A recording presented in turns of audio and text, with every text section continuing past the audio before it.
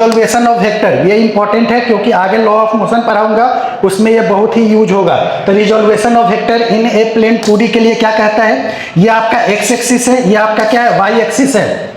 सबको पता है कि जिसके साथ थीटा एंगल बनाएंगे वो कंपोनेंट क्या होगा, ए कॉस थीटा, और जिसके साथ थीटा एंगल नहीं बना वो कंपोनेंट क्या हो जाएगा, ए साइन थीटा। अभी मैं क्वेश्चन करवाऊंगा तो ये आएगा।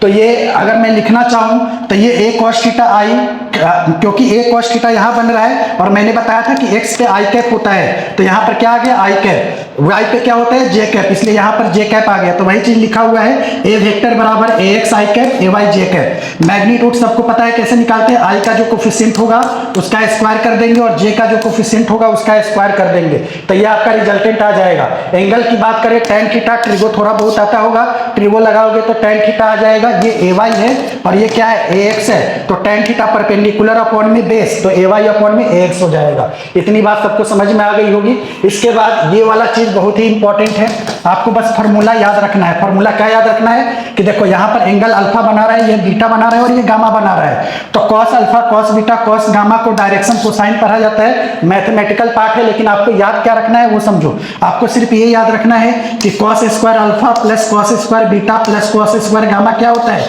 1 होता है। ये सारे बच्चों को याद रहता है। एक बार एग्जाम में पूछ लिया था कि sine square alpha sine square beta sine square gamma क्या होता है, ऑप्शन में 1 था, ज्यादातर बच्चे 1 टिक किए थे, लेकिन आप याद रखोगे कि साइन के केस में क्या रहता है, 2 रहता है। इतनी बात सबको समझ में आई। इसके बाद